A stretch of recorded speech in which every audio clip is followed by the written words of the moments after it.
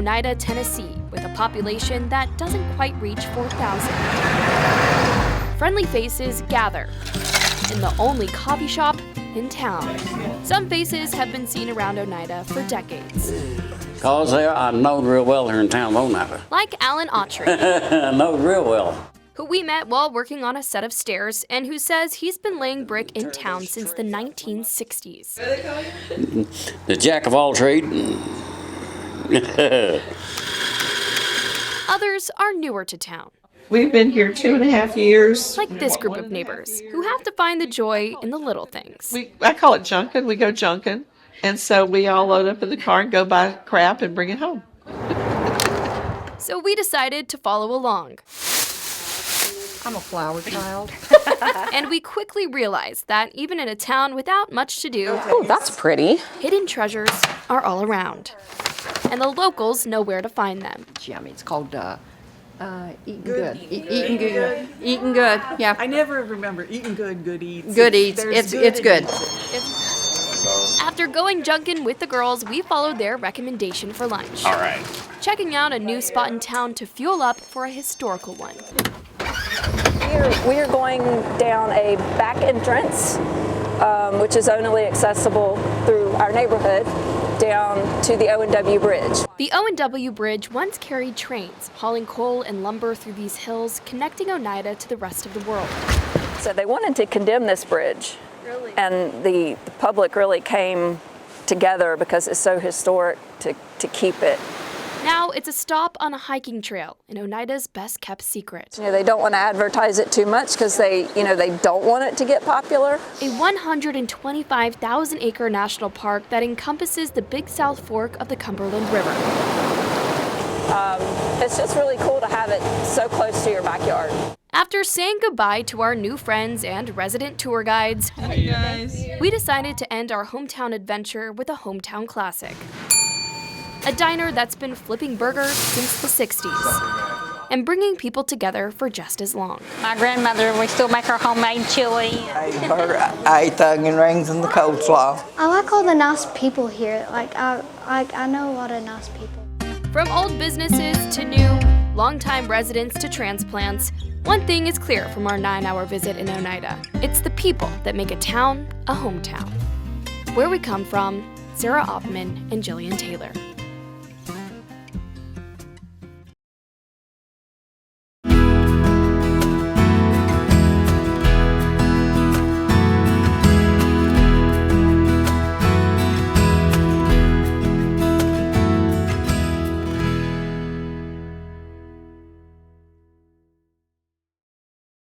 We're sitting in downtown Rogersville, one of the oldest towns in Tennessee, and checking out what makes this place so special. Come along with us.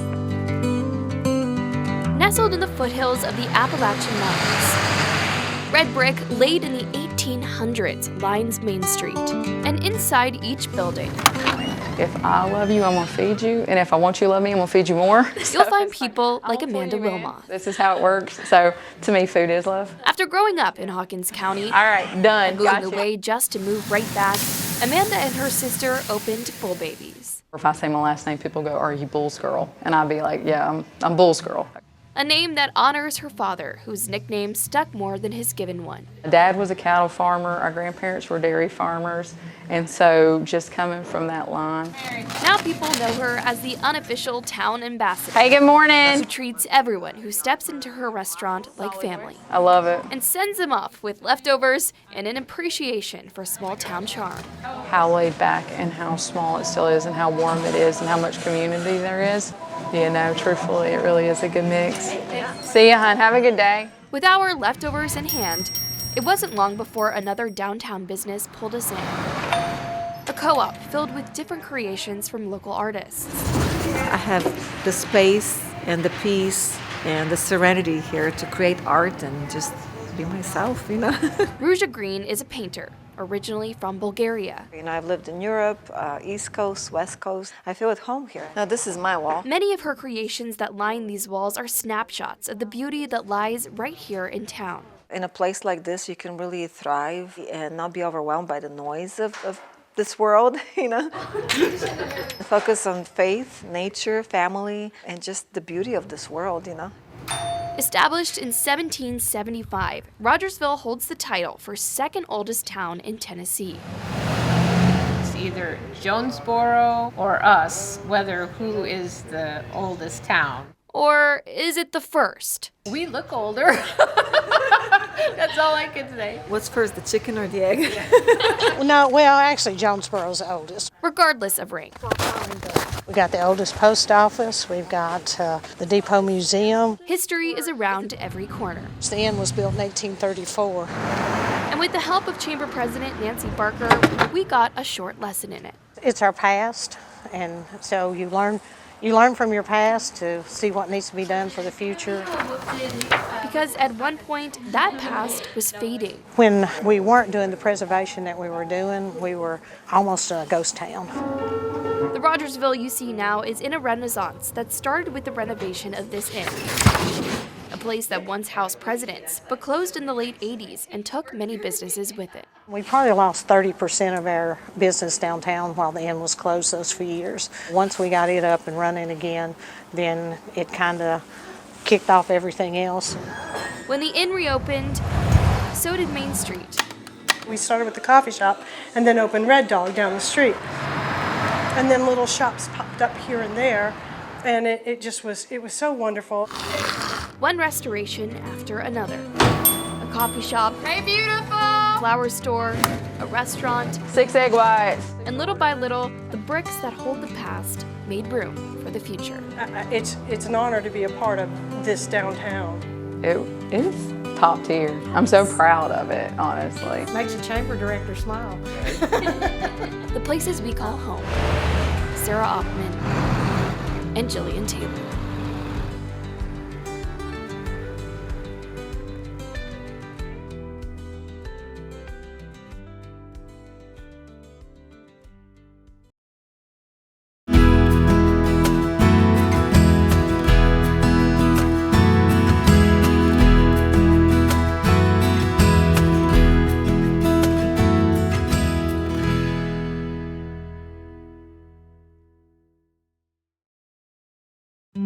Morristown, Tennessee, home to the famous Sky Mart, the state's disc golf capital, and good food, people, and businesses around every corner.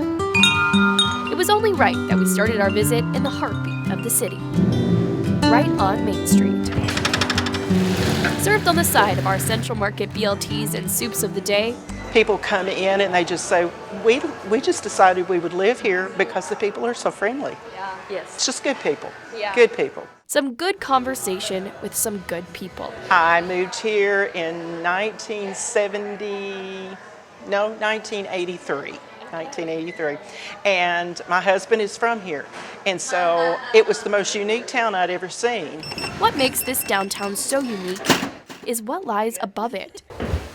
The country's only remaining two-story downtown, known as the Morristown Sky Mart. It's very unique having this overhead sidewalks, and we thought we'd have more businesses. Ken Smith and his family have had their hand in the revitalization of this street. We've redone 8 buildings down here. 8 buildings? Yeah. All with the goal of bringing downtown back to its former glory. We're trying to make things better than they have been in a long time. Because these hidden gems... Hey, John, we're coming in. Come on in. Come on in. ...are worth protecting. Everything is local. Including this art store. This, of course, is Picasso. / restaurant. Was everything good, though? / speakeasy. You're coming into Paradise. You bring the liquors in those drinks, but I have everything to mix with it. Oh, it's special. Next up, we ventured out of downtown for a more scenic adventure. To try our hand at one of Morristown's favorite sports. You want to curl it and pop it at the end. That's good, it was straight. With multiple beautiful parks in the area, Morristown has become a destination for disc golf. Most of the courses we've played here tend to be a little harder. The courses may be tough, but the people are the opposite. And disc golfers are a lot like campers. Yeah. Everybody's everybody's friend. After working up an appetite, We ended our trip in honor of the king of the wild frontier. Davy Crockett spent some of his childhood years in this very city. His home is now replicated as a museum in town. But it doesn't serve fried okra. From overhead sidewalks to wide open parks to stories that started centuries ago, Morristown isn't just a stop between places. It's a place people choose. Morristown's a good place to raise a family, you know. Everything here has a story that is so deep and just full of culture, and these roots run deep in these hills. We just can't see moving anywhere else. It's home. Morristown's home now. The places we call home. Sarah Ottman and Jillian Taylor.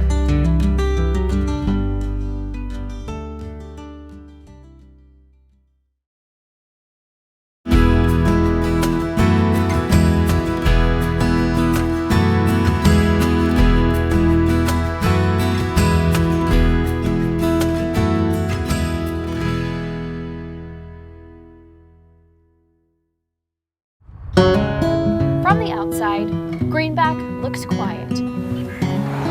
A few roads, countless open fields, a singular diner. But listen a little closer.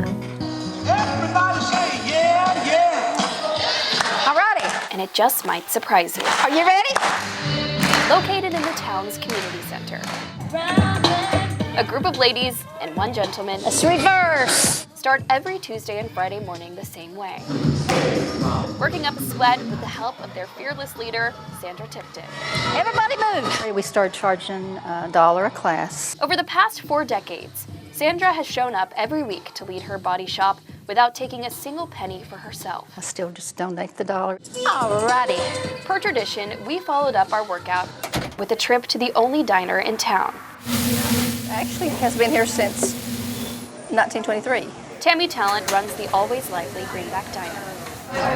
A place where good food is just an added perk to the conversation and community it provides. What's the best part about being a part of this community and being such a Just the people. The people. That's what I love. Rooted in history, this diner has been feeding bellies and bringing people together since before the main road was paved. I remember coming on horseback with my grandfather when I was like 10. And a peek into its past is waiting right next door at the Greenback Museum. Wow. Yeah. This section shows things that were from the drugstore before it became the diner. The diner is just one of many stories that live on in this building, including... This is from the castle, but I think it's such great folk art that he turned the arrowhead sideways to make fish. Yes, you heard that right. The Greenback Castle. You can see the tourists come here. We get 6,000 visitors a year here. Floyd Banks Jr. is the creator of this one-of-a-kind structure that he says he built for God. I've been here 32 years. I was 47 when I started. Is that too old to start a building this big? Formed from scraps, donations, and inspiration from a higher power, the Greenback Castle has become an attraction drawing visitors from all over the world. 25 foreign countries has been here. And a lifelong project for Mr. Banks. And those little bricks I carved down, they got more teeth than I have. But he isn't the only creator in town. Oh, yeah, this is barely making it. Literally. Sam Rue regularly sets up shop in Greenback and spends hours on end carving his creatures. The bears came out of the woods and said, listen, man, you need a job. And I was like, yeah, that sounds good. After purchasing 5 of Sam's miniature bears, we headed out for our last stop of the day. Blue Stem Hollow Family Farms. We're kind of your local filling station, turning sunlight into protein. This farm-to-table restaurant and butcher shop prides itself on locally grown, clean food.